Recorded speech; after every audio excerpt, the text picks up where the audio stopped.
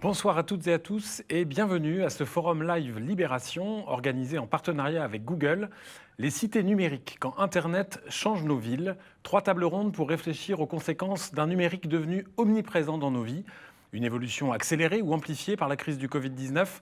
Avec nos invités, nous allons observer les conséquences de l'explosion des usages numériques sur l'organisation de nos villes, la mobilité, les nouveaux modes de travail ou de consommation, mais aussi réfléchir à la gouvernance à mettre en place pour accompagner ces évolutions et penser l'articulation du numérique avec le développement urbain et la préservation de l'environnement. Pour débuter cette soirée, arrêtons-nous tout d'abord sur les nouveaux rapports à la ville induits par le développement du numérique. Et pour ce premier débat, j'accueille Sébastien Missoff, directeur général de Google France. Bonsoir. Bonsoir Christophe. Saskia Sassen, économiste et sociologue à l'Université de Columbia à New York. Bonsoir. Bonsoir. Et Jacques Lévy, géographe, directeur de la chaire Intelligence spatiale à l'Université Polytechnique Hauts-de-France. Bonsoir. Bonsoir. Merci à tous les trois d'avoir répondu à notre invitation et d'être présents en distanciel, selon l'expression consacrée, une illustration parfaite de l'intégration du numérique dans nos nouvelles vies. Alors on le constate quotidiennement, les faits sociaux majeurs que sont le télétravail et la consommation en ligne pourraient bien remettre à plat la géographie de nos espaces urbains. Sébastien Missoff, l'utilisation de ces outils numériques fait de Google un observateur privilégié de l'évolution de nos modes de vie. Quels changements avez-vous observés depuis 1 an et comment les avez-vous accompagnés ?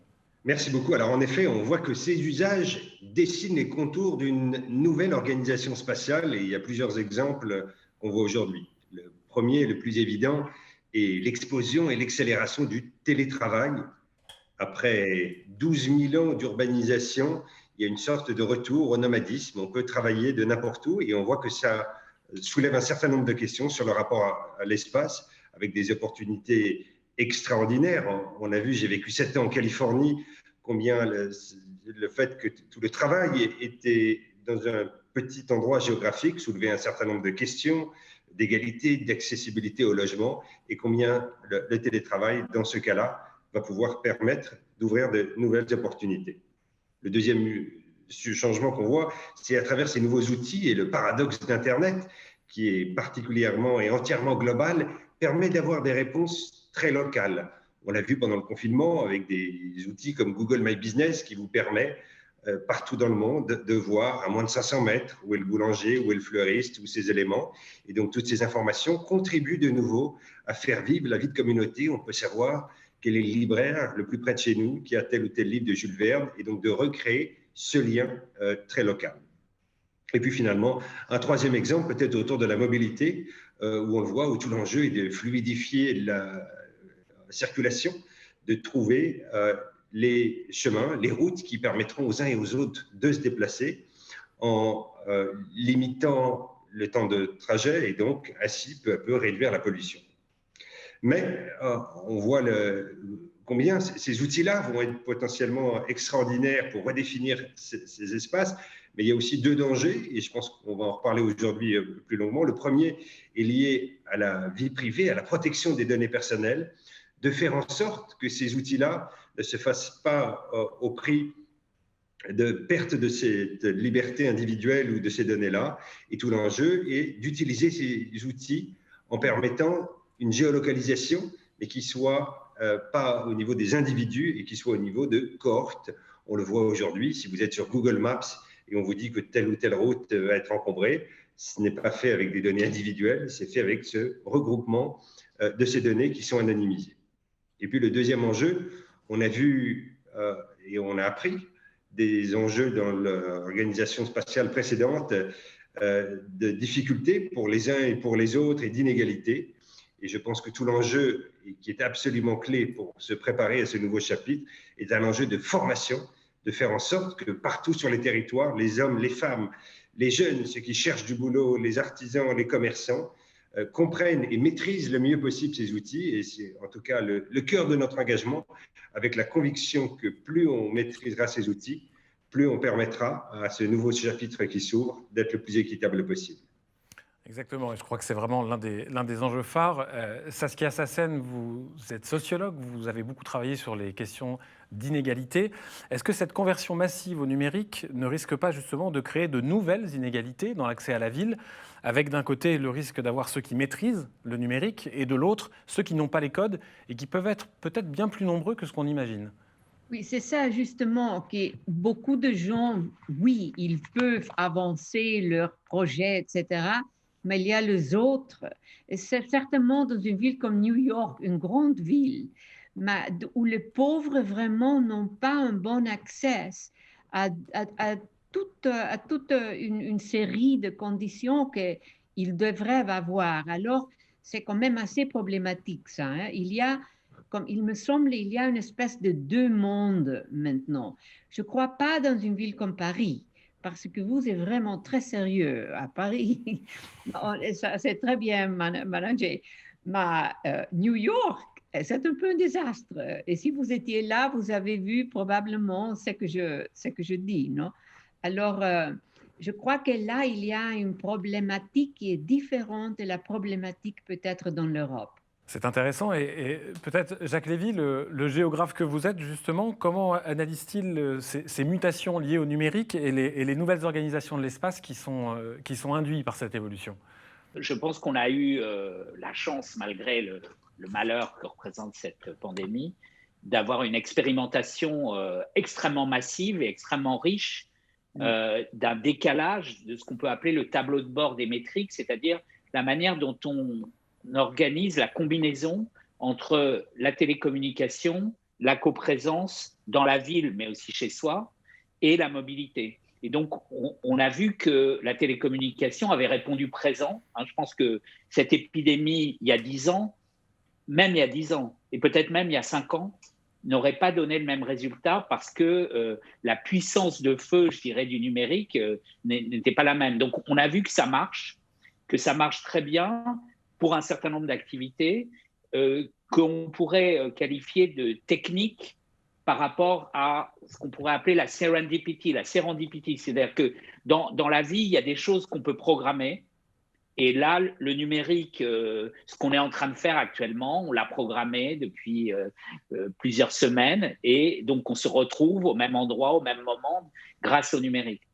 Il y a beaucoup d'autres choses et qui sont, à mon avis, de plus en plus importantes qu'on ne peut pas programmer, qu'on ne peut pas espérer programmer. Et là, il peut y avoir une illusion, je dirais, de la programmation. Et évidemment, programmation, c'est aussi un mot qui est courant dans le monde de l'informatique.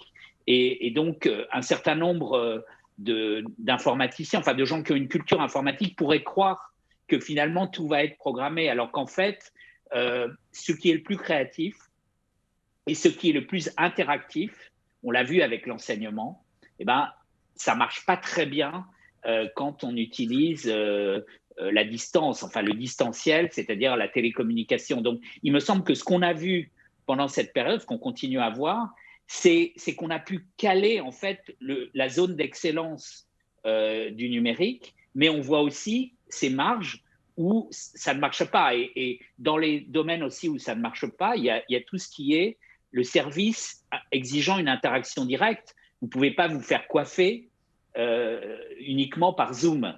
Vous avez besoin d'aller chez le coiffeur. Et on a vu aussi l'importance des librairies. Alors ça, c'est un phénomène effectivement peut-être plus européen que nord-américain, mais les gens sont attachés aux librairies, même s'ils peuvent acheter des livres à distance sur des plateformes qui vont leur apporter des livres rapidement. Donc, on voit aussi que là, on a touché un peu des butées, des limites, et donc, on a un paysage finalement qui est beaucoup plus complexe qu'on aurait pu le penser avant. Alors, comme vous le dites, aller chez le coiffeur, on peut trouver son coiffeur sur Google et y aller grâce à Waze, mais Sébastien Missoff, les usages numériques ne sont pas un paramètre suffisant pour penser la ville de demain. Il faut y inclure évidemment une dose de vision politique, des idéaux. Comment, lorsqu'on qu'on travaille chez Google, est-ce qu'on réfléchit, est-ce qu'on pense cet aspect de la chose, sachant que vous êtes plutôt habitué à être attaqué sur, justement, vous le disiez, les thématiques de captation de données, de privatisation, certains disent d'ailleurs, du risque que ça peut amener. Donc, quelle vision politique, quels idéaux on arrive à insuffler à un projet numérique et à des outils tels que les vôtres? Alors, vous avez utilisé le mot outil. Je pense que d'abord, le premier élément, c'est que c'est uniquement des outils et c'est ce qu'on décide d'en faire qui permettra aux uns et aux autres de le faire. C'est clé de revenir sur ça. Le deuxième point, c'est que ce sont des discussions qu'on a les uns avec les autres au niveau d'une communauté, au niveau d'une ville. On peut avoir cette discussion avec la mairie du 9e arrondissement sur comment ces données de circulation peuvent aider l'agglomération, la métropole, la ville à prendre un certain nombre de décisions.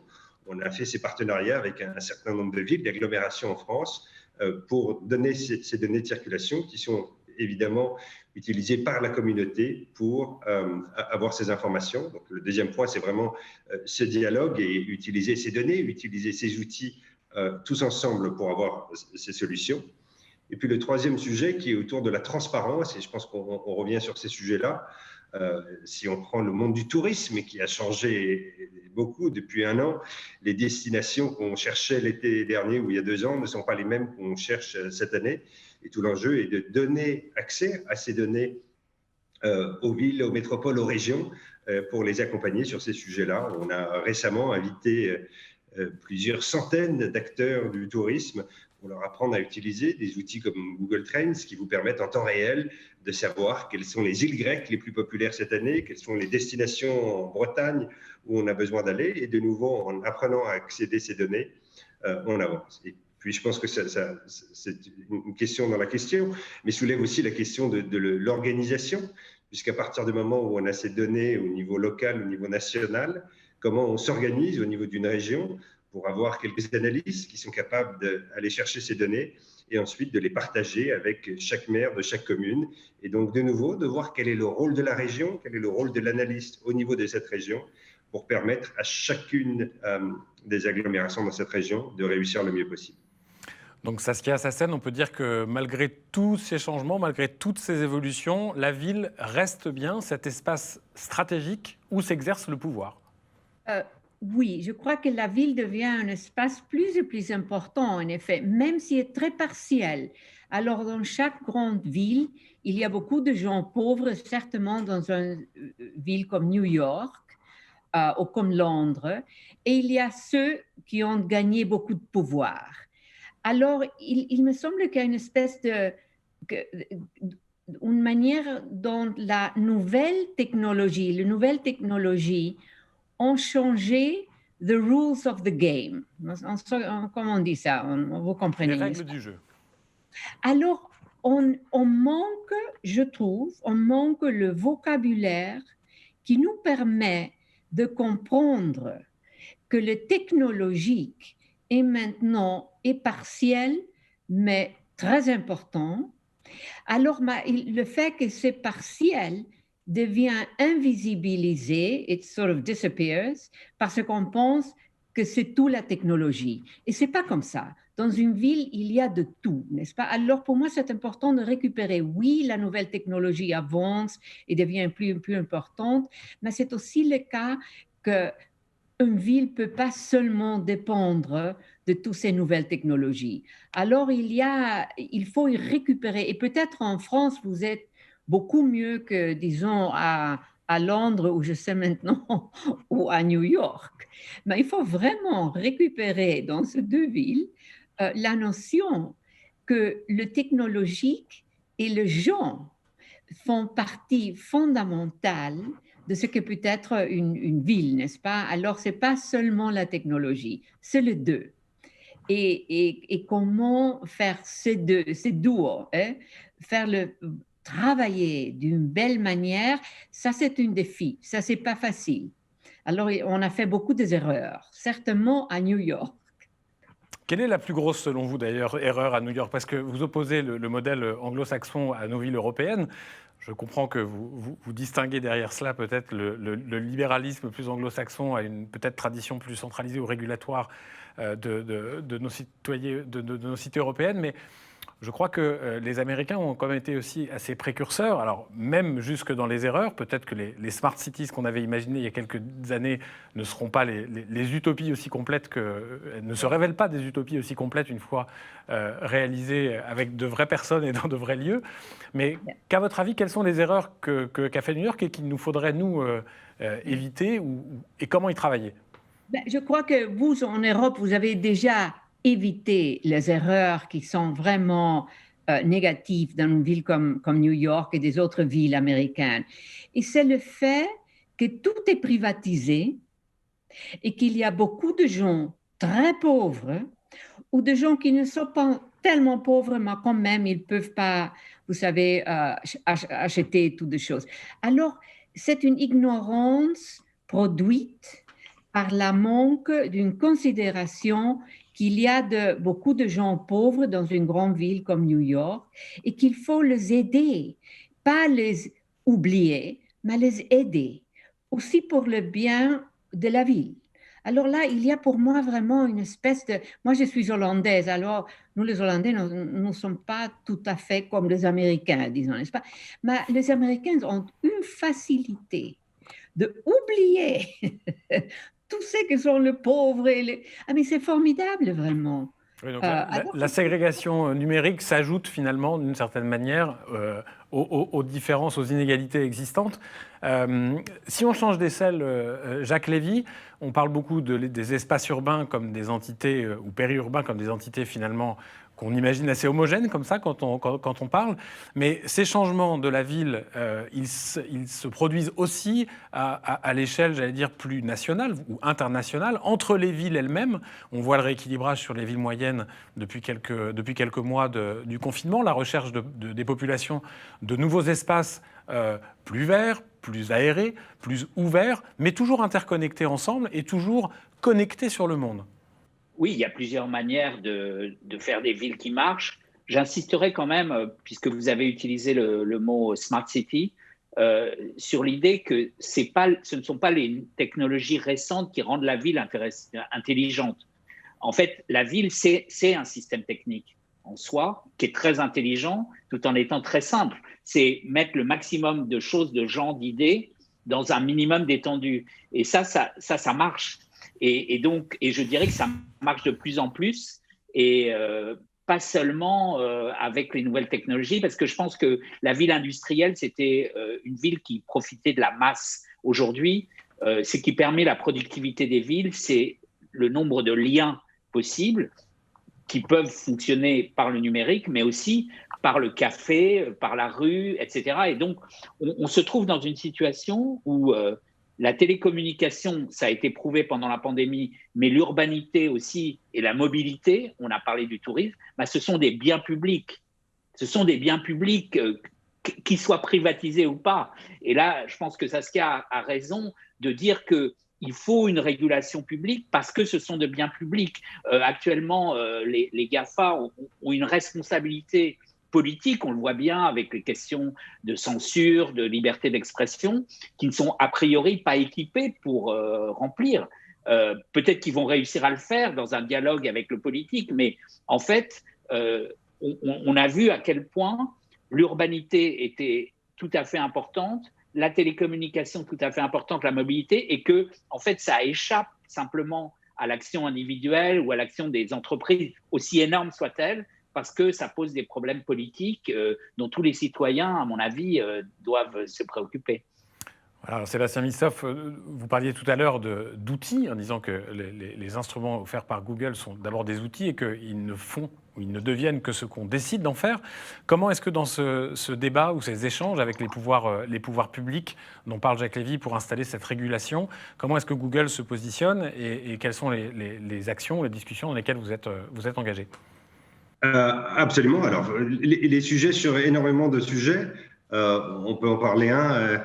Jacques parlait peut-être du sujet autour de la démocratie, autour de l'information, des sujets en ce moment et autour de la réflexion, autour de l'implémentation des droits voisins, qui est un enjeu clé. Et ça a été tout le sens des discussions qu'on a pu avoir depuis plusieurs mois avec les éditeurs de presse, avec les agences de presse, pour trouver des solutions sur ces nouveaux modèles, pour continuer à permettre de se réinventer et de venir nourrir, dans ce cas-là, le débat démocratique.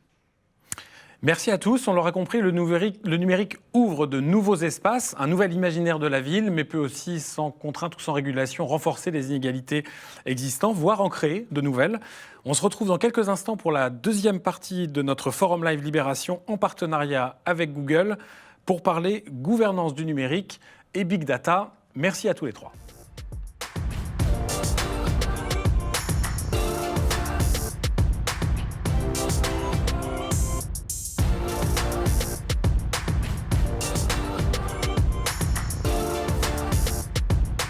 Bonsoir et bienvenue à celles et ceux qui nous rejoignent pour la deuxième table ronde de ce Forum Live Libération, organisé en partenariat avec Google, sur le thème « Les cités numériques quand Internet change nos villes ». Et nous poursuivons cette soirée sur une tonalité plus politique avec Johanna Roland, maire de Nantes et présidente de la métropole de Nantes. Bonsoir. Bonsoir. Axel Lemaire, ex-secrétaire d'État chargé du numérique et de l'innovation. Bonsoir. Et Carlos Moreno, professeur associé à l'IAE de Paris, spécialiste des villes intelligentes.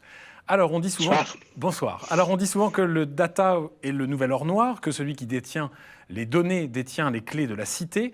Or ces données sont concentrées en grande partie entre les mains des GAFAM qui bousculent le politique dans l'exercice de ses compétences traditionnelles.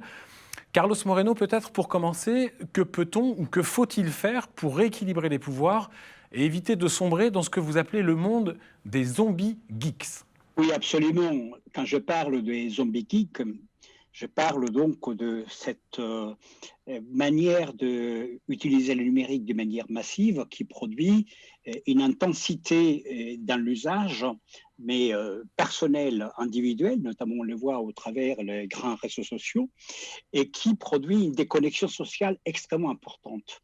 Je l'ai dit, nous sommes aujourd'hui au XXIe siècle, donc les siècles des villes, pour reprendre les propos de l'ancien président de l'Association des maires des États-Unis, Wellington Webb. Et donc, ce siècle des villes, il est en même temps le siècle de l'hyperconnectivité. Et pour autant, on n'a jamais été autant hyperconnecté au niveau technologique qu'avec un risque de déconnexion sociale extrêmement important. Et entre les deux, on a cette production massive de données de tous et chacun, notamment au travers de tous ces réseaux sociaux, qui sont captés à notre insu de notre plein gré et qui produisent par ailleurs une certaine déformation, ce que j'appelle les miroirs flous de la réalité, et qui conduisent à toutes ces malheureuses bulles de toutes sortes, à tous ces fake news, à tous ces phénomènes d'astroturfing, à tous ces phénomènes de manipulation finalement de notre réalité.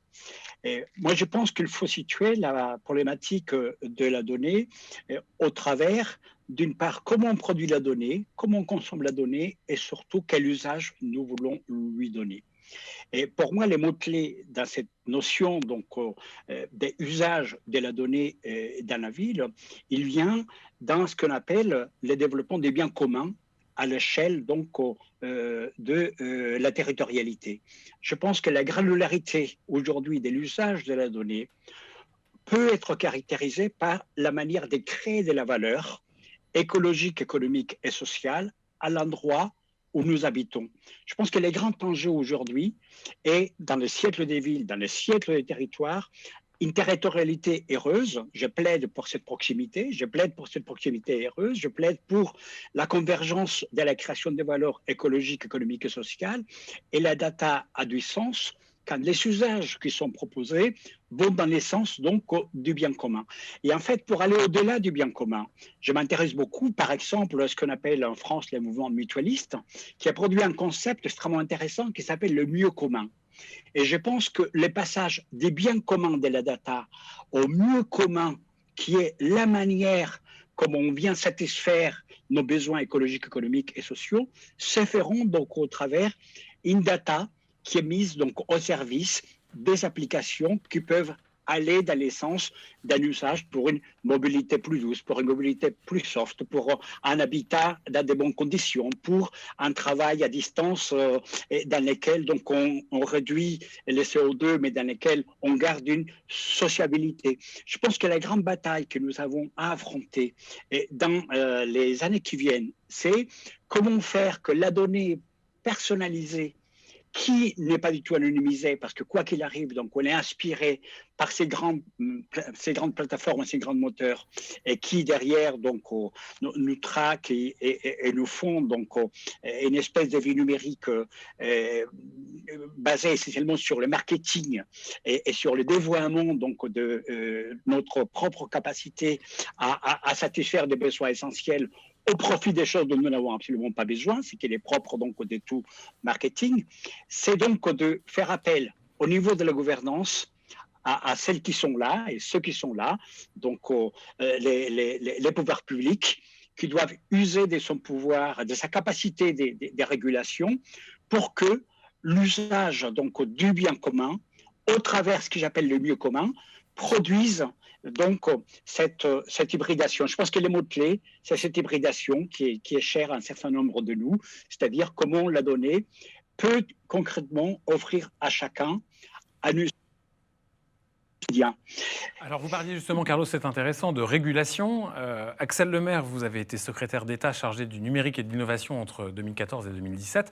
C'est un sujet que vous maîtrisez parfaitement. Vous avez plaidé pour la loi pour une république numérique qui avait justement l'ambition de renforcer le pouvoir des citoyens, les droits des citoyens aussi en termes de données personnelles, en termes de neutralité du net, de protection des données.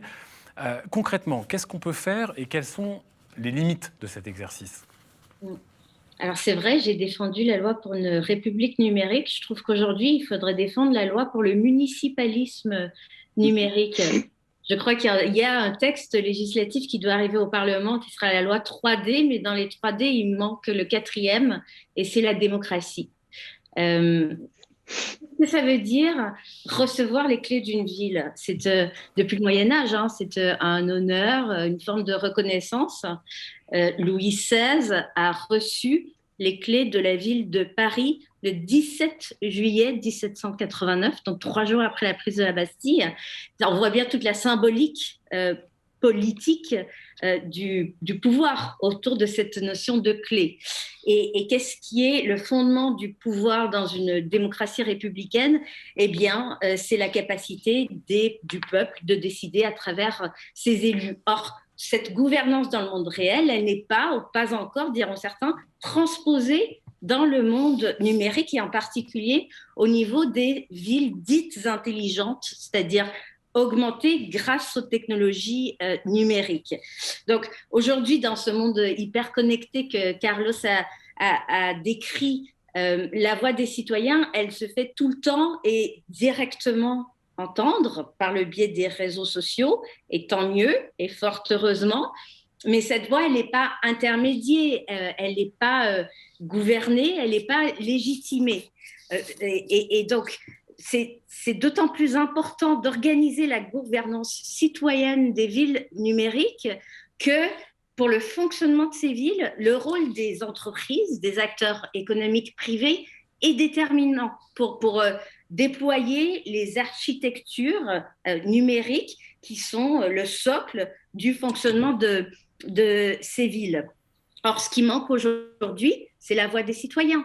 Si le projet de Google à Toronto a échoué l'année dernière, à travers la filiale de Google qui est en charge du développement urbain, eh bien, c'est parce que les habitants des rives du lac Ontario ont estimé que leur voix n'était pas assez entendue et qu'il y avait une prépondérance, une domination des intérêts commerciaux privés contre l'intérêt général. Donc, une fois qu'on a dit ça, la question concrète qui se pose à nous lorsqu'on construit une ville numérique, c'est comment réserver une place aux citoyens dans les décisions de gouvernance de cette ville. Et puis, c'est aussi comment transposer cette réflexion dans les technologies elles-mêmes. Et on a des solutions techniques. On a des solutions techniques comme l'open data, comme la portabilité des données, comme l'interopérabilité des systèmes d'information, comme la transparence des algorithmes, et puis aussi des contrats de concession qui, si possible, ne concèdent pas tout aux entreprises concessionnaires. Donc, moi, je suis intimement convaincue, et je l'ai vu, que les villes peuvent être plus intelligentes grâce aux technologies numériques, ne serait-ce que pour mesurer. Et à l'heure du changement climatique, qui dit mesurer, grâce à la collecte de données, d'y exiger, d'y rendre redevable, rendre transparent.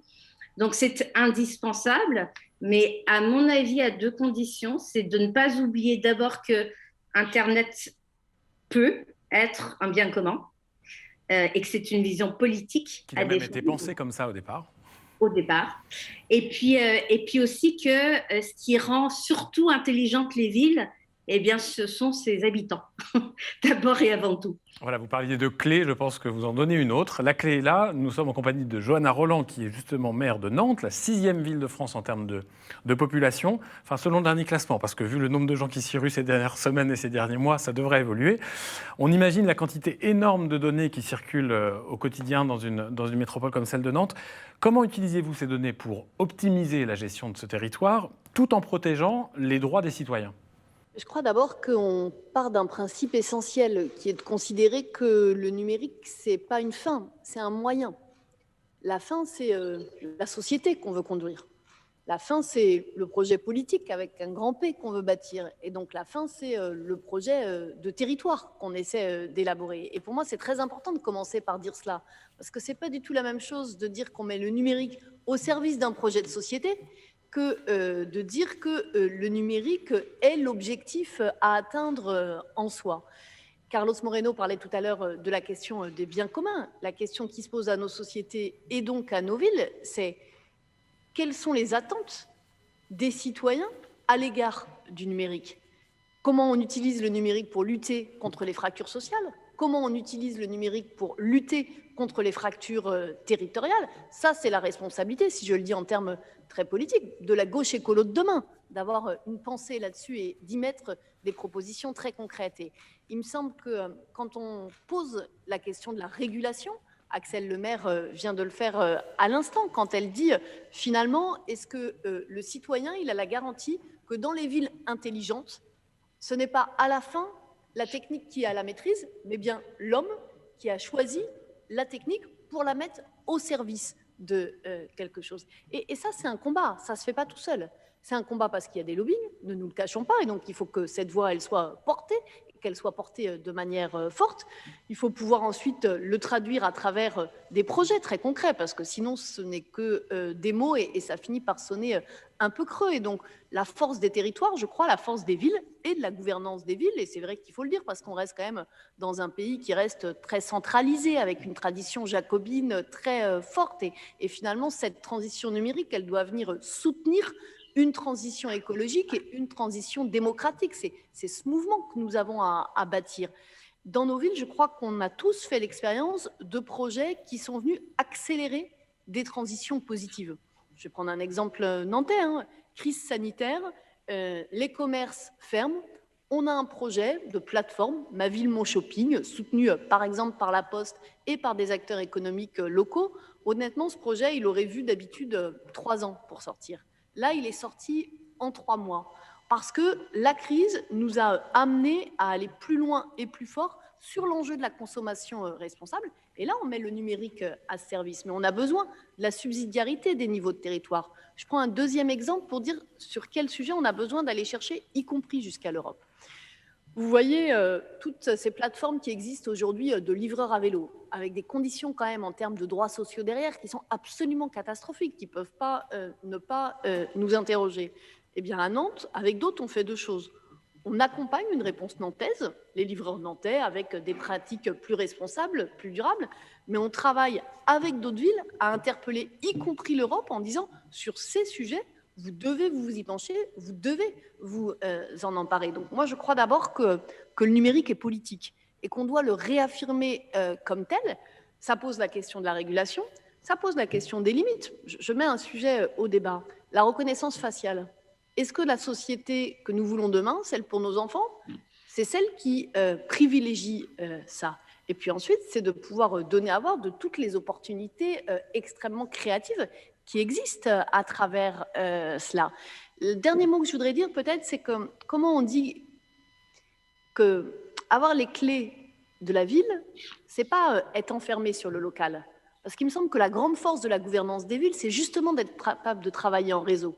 C'est vrai à l'échelle du pays, Moi, je le vois quand je travaille avec mes collègues à Paris, à Strasbourg, à Lyon, à Rennes ou à Montpellier.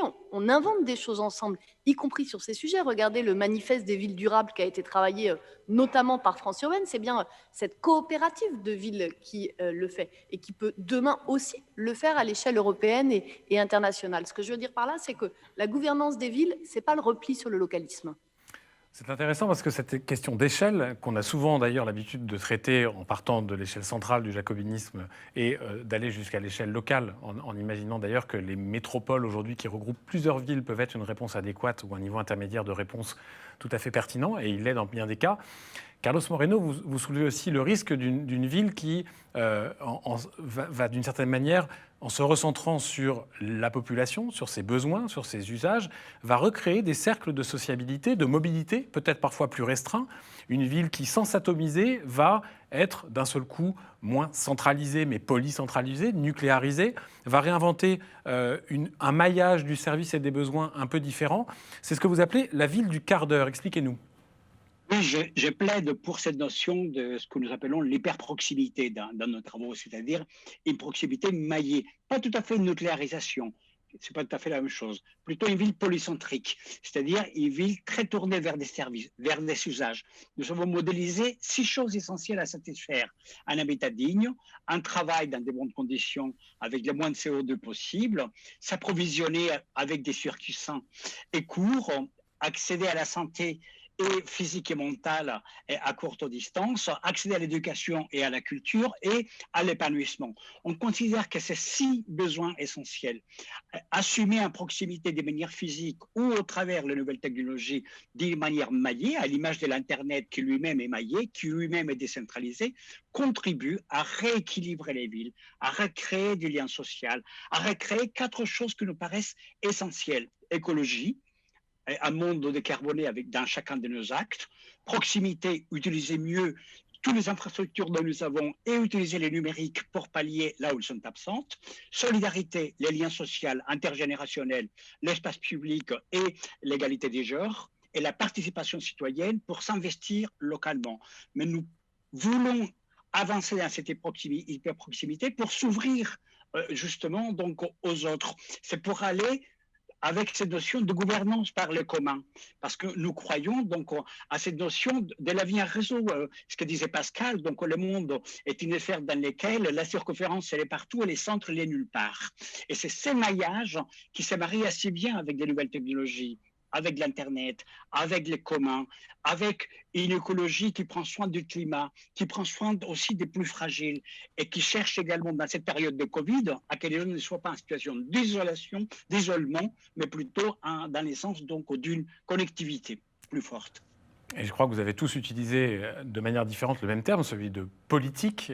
Axel Lemaire, est-ce qu'on peut dire que le numérique est aussi un formidable outil pour réconcilier les citoyens avec le politique ? Il peut l'être, mais à certaines conditions. À l'inverse, il peut être un outil de manipulation et d'instrumentalisation et de fausses informations. J'ai posé la question sur Twitter dans le cadre de ce forum. J'ai dit à qui appartient les clés des villes numériques et on m'a répondu la NSA, la National Security Agency. Donc, un mot qui n'a pas encore été prononcé, c'est celui de liberté. Et donc, la liberté d'expression, elle est fondamentale aussi pour créer la confiance qui permet la véritable expression citoyenne. Mais oui, je considère pour ma part que c'est un outil qui peut être mis au service de la démocratie. Et j'avais essayé de le démontrer dans l'expérience menée sur la loi pour une république numérique, puisque c'est la seule loi qui a été co-construite, écrite avec des citoyens en ligne. Le texte, dès les premiers travaux d'écriture, a été posté sur Internet, a été ouvert à la contradiction et aux contributions, et a finalement été modifié plus de 90 fois avec 5 nouveaux articles de la loi qui ont été intégrés. Et puis, je dirais presque surtout avec un débat parlementaire qui a suivi d'une très grande qualité et une loi, et c'est la seule du quinquennat, du quinquennat précédent, adoptée à l'unanimité. Ce n'est pas complètement par hasard. C'est bien que de l'intelligence collective peut naître non pas un compromis qui serait un dénominateur commun par le bas, mais une forme de consensus républicain qui permet d'avancer. En ce sens, je suis profondément social-démocrate parce que je crois à la force du pouvoir social pour garantir la démocratie.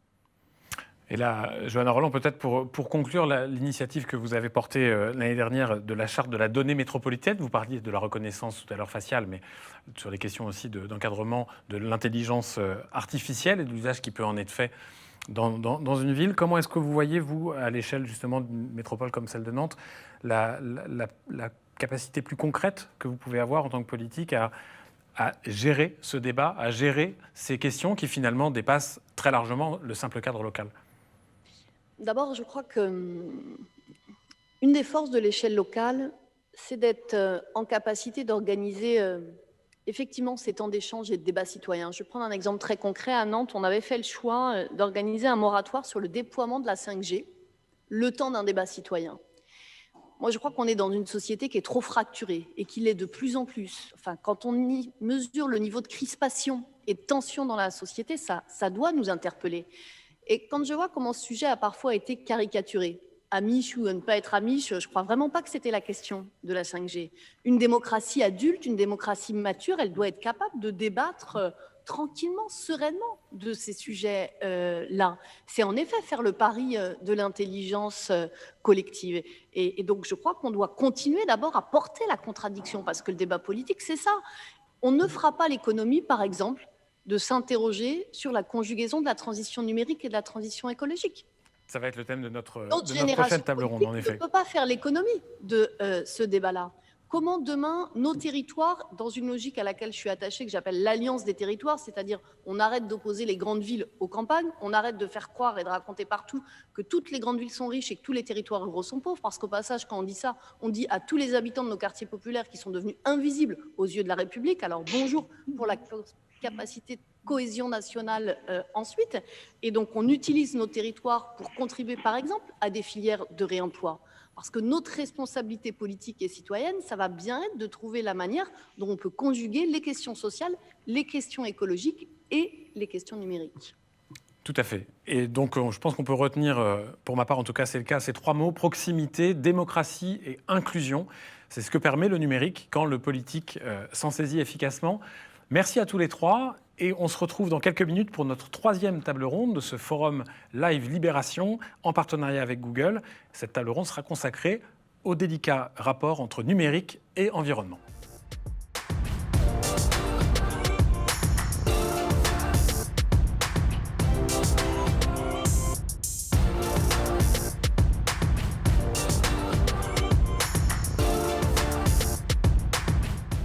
Et pour clore ce forum live Libération consacré aux cités numériques, quand Internet change nos villes, en partenariat avec Google, nous allons parler numérique et écologie pour explorer et comprendre les liens complexes et souvent ambivalents qui unissent le numérique et l'environnement. J'accueille Éric Piolle, maire Europe Écologie Les Verts de Grenoble. Bonsoir. Laurie Marot, maîtresse de conférence à l'École des hautes études en santé publique, qui a copiloté le rapport du Shift Project sur la sobriété numérique. Bonsoir. Bonsoir. Et Cédric Villani, mathématicien et député. Alors, la technologie peut-elle nous aider et aider nos villes à devenir plus résilientes, ou est-ce un miroir aux alouettes? Cédric Villani, comment fait-on la part des choses entre les bienfaits et les inconvénients du progrès technologique? Merci. D'abord, pour lancer le sujet, je vais dire qu'aujourd'hui, le numérique est en crise de sens. On a tous vécu pendant une décennie un numérique, une informatique qui grimpait en puissance, qui grimpait en vitesse. Le disque dur de mon adolescence, c'était 10 mégaoctets. Aujourd'hui, c'est 1000 gigaoctets, c'est le cloud, tout ce que vous voulez. Et pendant des décennies, on s'en est accommodé. Et puis tout récemment, il y a juste quelques années, on a vu le sujet prendre de l'interrogation. Je l'ai vécu de façon très forte à la conférence TED 2017, où j'ai été très marqué par le scepticisme qui transparaissait. Il y avait les performances, le gain de performance qui était en train de marquer le pas, les lois de Moore qui cessaient de s'appliquer, l'impact économique qui se faisait attendre. On disait, bon, à part les géants du numérique qui tirent leur épingle du jeu, les entreprises elles sont toujours dans une situation aussi tendue malgré les bienfaits du numérique. Et puis le sens, dans une période de grande catastrophe écologique, dans une période d'extrême tension sur l'environnement, en quoi l'informatique nous aide à affronter cette crise. Et en 2018, mon rapport sur l'intelligence artificielle abordait ce thème explicitement avec un chapitre qui était consacré au rapport ambivalent de l'intelligence artificielle, mais plus généralement du numérique, sur l'environnement. Et quels avantages, quels inconvénients? Les avantages, ils sont diffus, ils sont difficiles à quantifier. L'informatique, l'algorithmique, ça aide partout.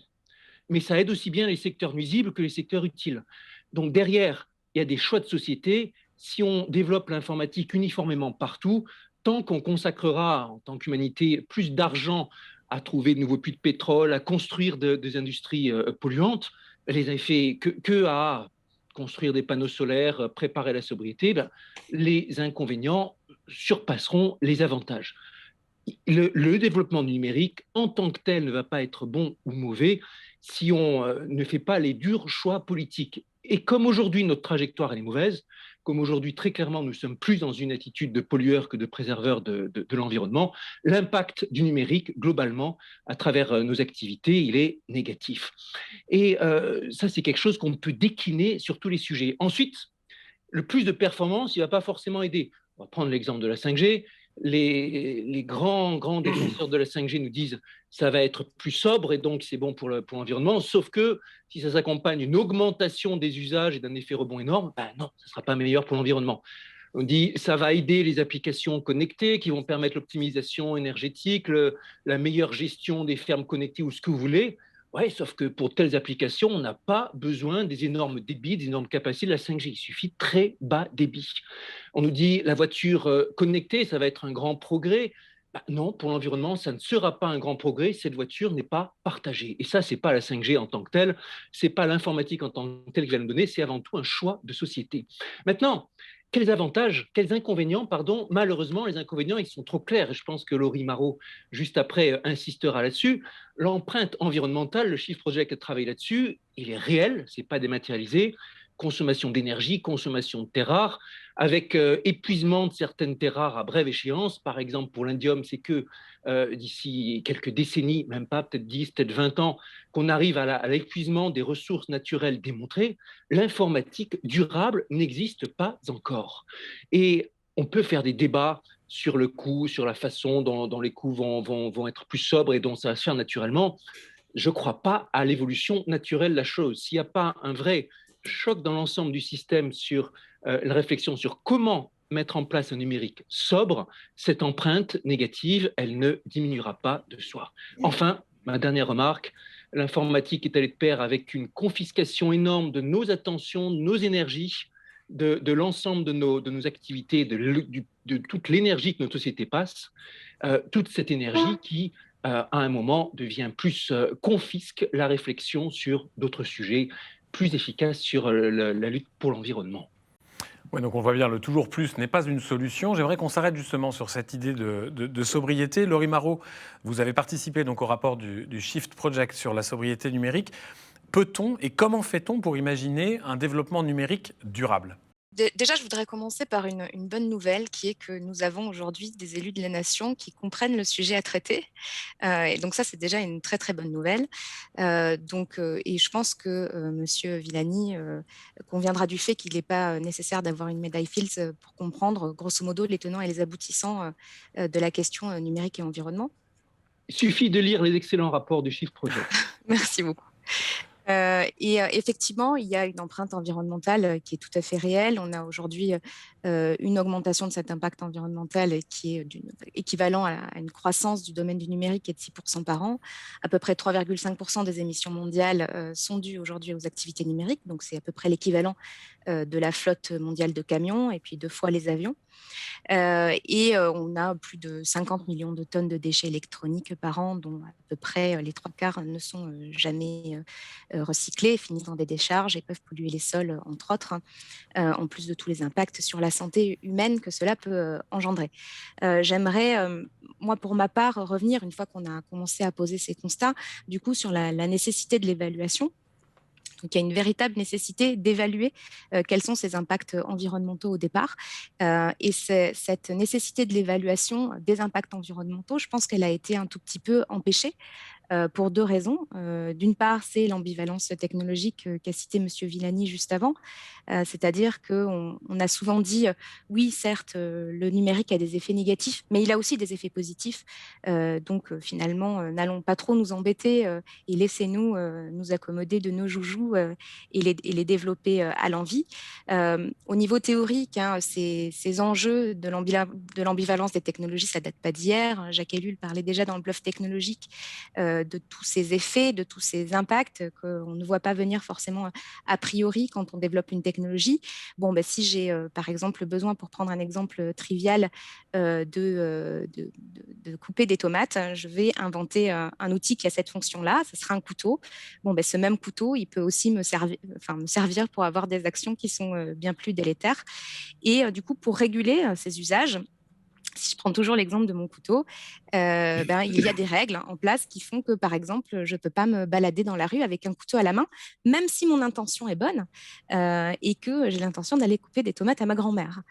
Donc, toute chose égale par ailleurs, et quelle que soit l'intention que nous avons, qu'elle soit bonne ou mauvaise, nous avons quand même la possibilité de réguler des usages en amont, parce que nous savons que ce qu'on appelle théoriquement la portée téléologique de l'outil, c'est-à-dire sa finalité, peut engendrer en fait des situations possiblement mauvaises, voire catastrophiques. Donc cette ambivalence-là de la technologie, on la connaît et on est tout à fait capable de la gérer, mais il faut le décider collectivement. Et en ce sens, ce point-là, c'est plutôt une décision, on va dire, sociale, collective, et moins qu'une décision technique. Même si, comme je l'ai dit, pour prendre les bonnes décisions, il faut être en mesure d'évaluer les bons et les mauvais impacts.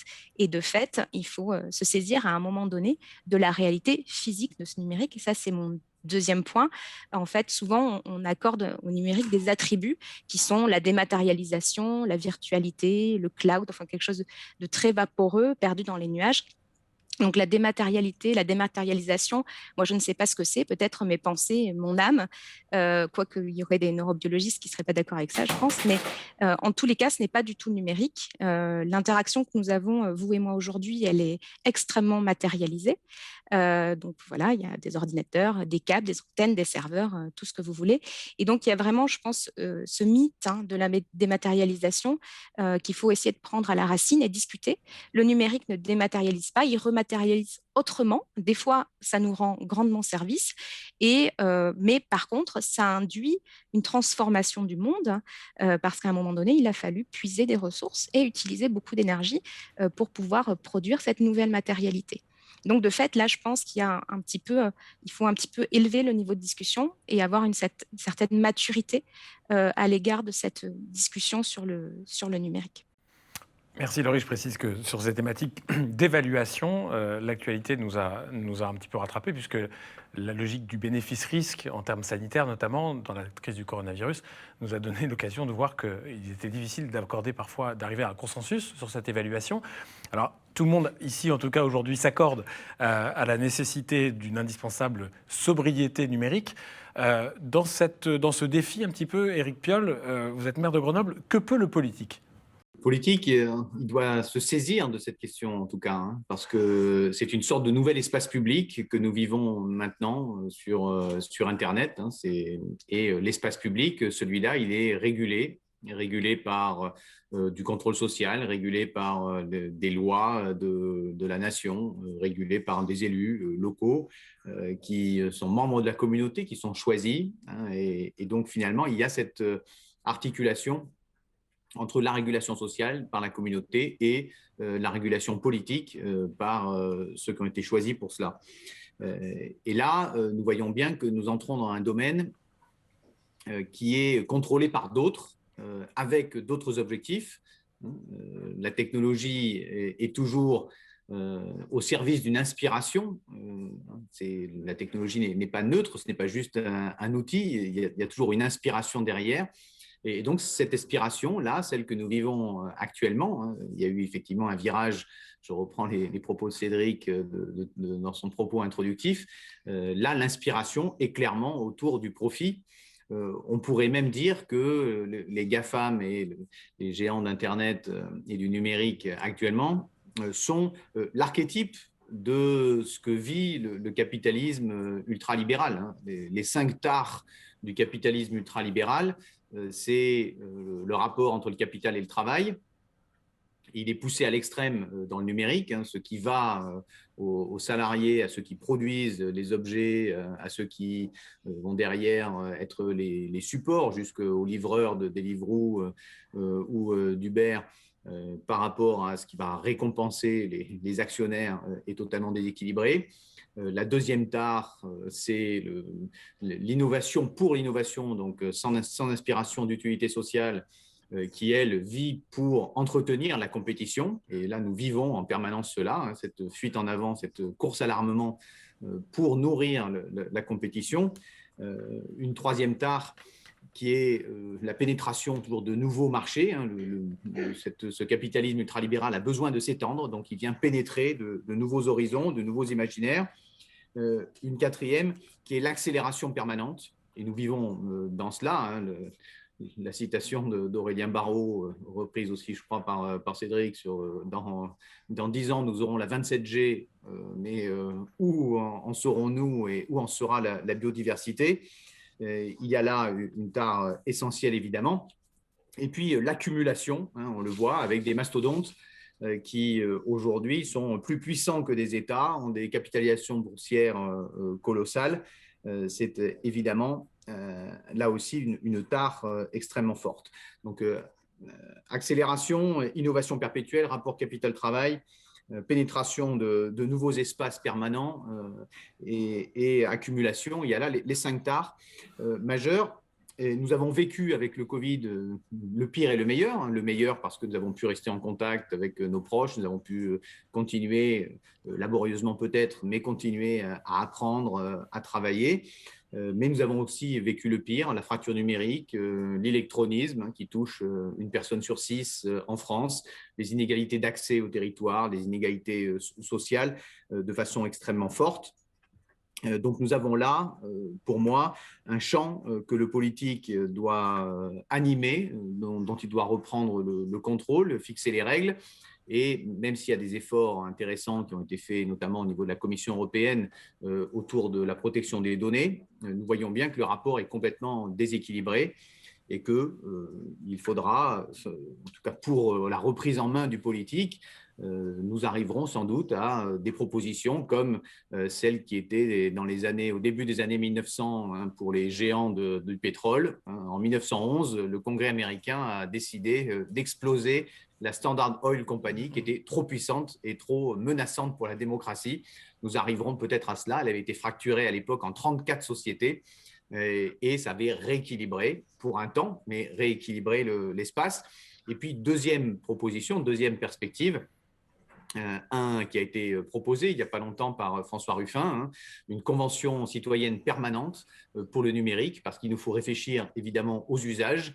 Hein, nous avons su faire cela pour la bioéthique, nous devons faire cela aussi pour le numérique, réfléchir aux usages en rassemblant de façon permanente les collectivités, l'Europe, les associations environnementales, les travailleurs précarisés, les universitaires, le monde des entreprises du numérique soutenable, les citoyens, les professionnels de santé. Il y a là un champ qui doit permettre de mettre en dialogue dans nos communautés, mettre en dialogue le poids du numérique et ne pas juste dire que c'est l'inexorable progrès et que si nous étions contre cela, nous serions des amiches. L'enjeu, que cela soit pour les gaz à effet de serre, pour la fracture numérique, les inégalités territoriales, la biodiversité ou l'état de nos cerveaux, hein, face à la publicité et à l'exposition aux écrans, et il y a là un enjeu beaucoup plus politique que cela. Et donc, je rejoins les propos de Laurie pour élever le niveau du débat. Et donc, très concrètement, associer les citoyens, non seulement à l'analyse, mais surtout à la recherche des solutions. Cette convention citoyenne élargie donc, est permanente sur le numérique. Vous savez que la notion de convention citoyenne n'a pas eu toujours l'heure ces derniers temps de fonctionner à plein. Oui, elle a fonctionné, c'est l'usage qu'on en a fait. C'est l'usage qu'on en a fait, c'est comme le numérique. Cédric Villani, comment est-ce qu'on explique que la prise de conscience des coûts environnementaux que vous décrivez et sur lesquels ici, ce soir, tout le monde semble s'accorder, a mis autant de temps à émerger? D'abord, on avait tellement cette idée de numérique dématérialisé qu'on ne voyait pas. On se disait, voilà, on économise du papier. Quand vous faites du numérique, je disais, l'empreinte numérique, elle est ailleurs. Elle est sur le serveur qui est quelque part dans une banque de serveurs, elle est dans le centre de données. Ce n'est pas encore forcément les centres de données qui sont les pires dans l'affaire. Elle est dans l'infrastructure que vous avez développée, elle est dans la construction de tous les téléphones portables et de tous les ordinateurs. Tout ça, ça se passe ailleurs, vous ne le voyez pas. Et donc, on a eu cette illusion aussi. C'est un domaine qui, comme n'importe quel domaine en croissance exponentielle, commence très doucement, ensuite croît très vite, et donc il s'est passé un moment avant qu'on réalise ça. Et ça a été, je dirais, ça a été un vrai choc pour beaucoup de gens qui croyaient de bonne foi que l'informatique allait résoudre tous les problèmes du monde.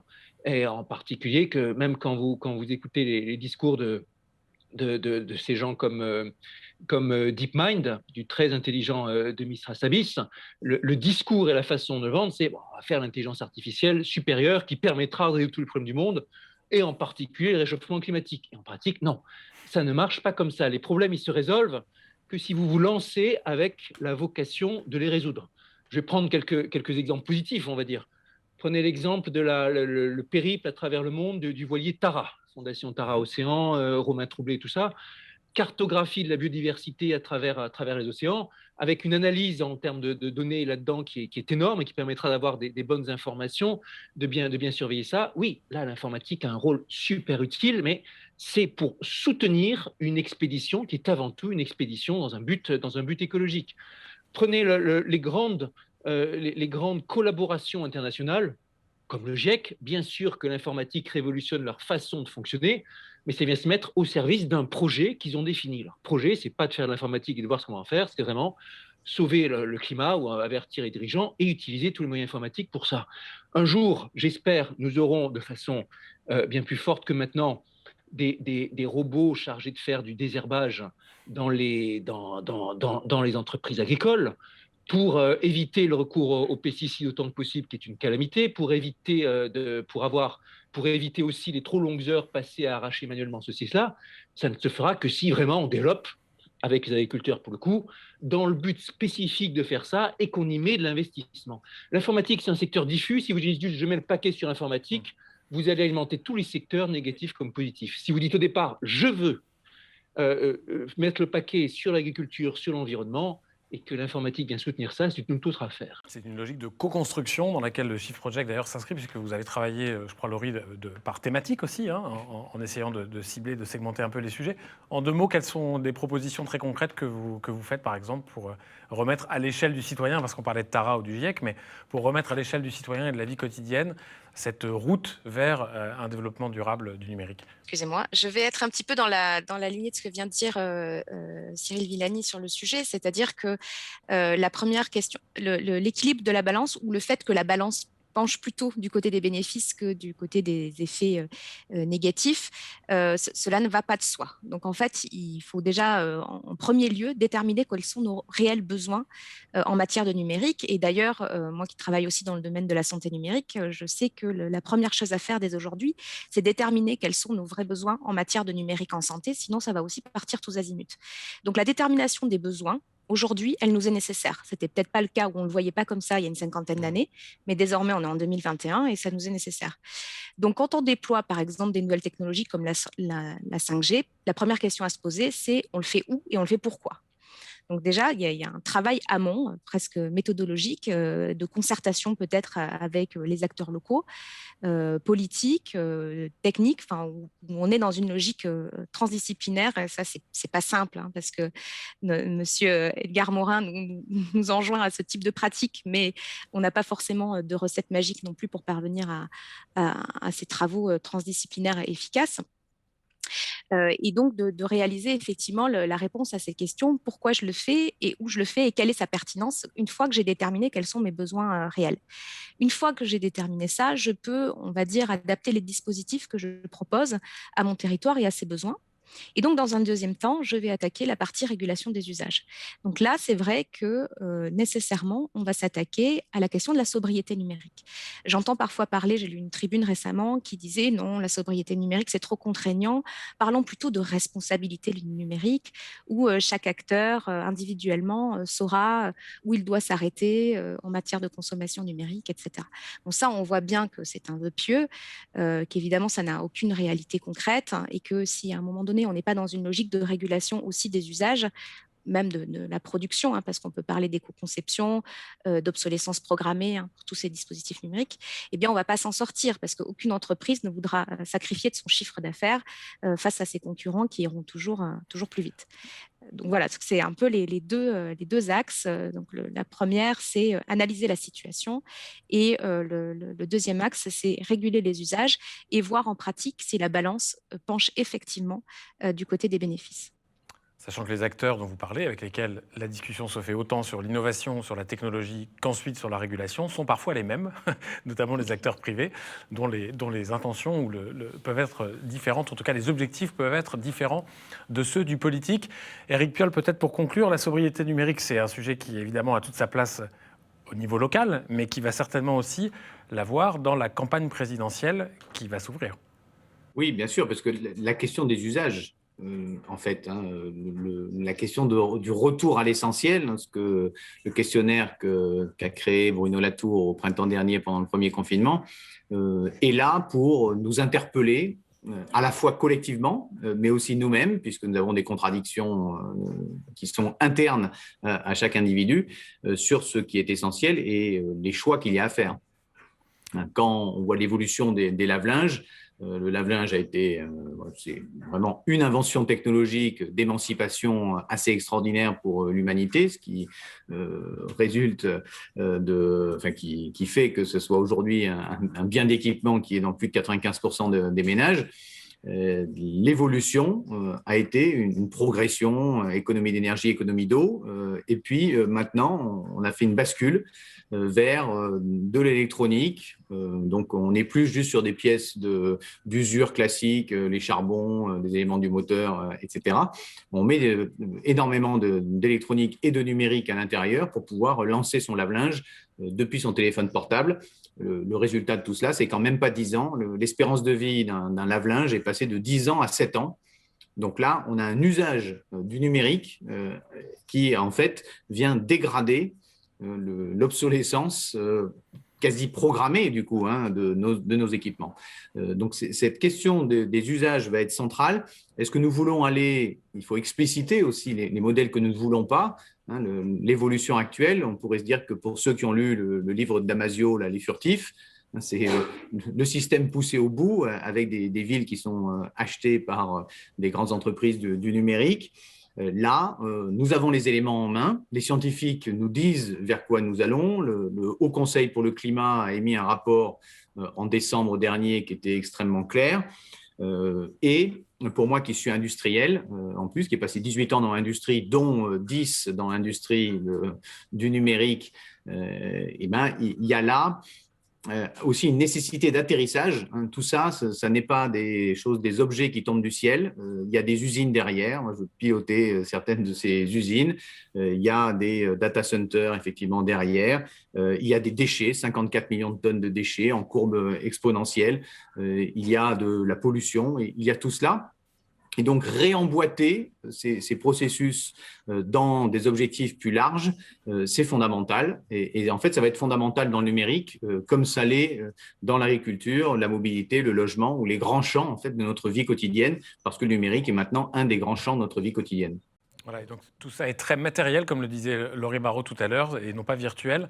Le numérique sera donc ce que nous déciderons d'en faire, et rien n'est joué, ou en tout cas rien n'est perdu, si on veut rester positif, entre le numérique et le développement durable ou l'environnement. C'est à nous, c'est à vous, c'était à tous ensemble d'en décider. Merci à tous les trois pour votre participation à cette table ronde. Ainsi s'achève ce Forum Live Libération. Merci à Tania Kahn qui en a assuré la rédaction en chef, à Fabrice Drouzy pour le supplément à lire dans les colonnes de Libération et à toute l'équipe du Forum Live Libération qui vous donne rendez-vous dès maintenant sur notre site pour prolonger la réflexion et le débat avec les tribunes de nos invités à lire sur le www.libération.fr. Bonne soirée à tous.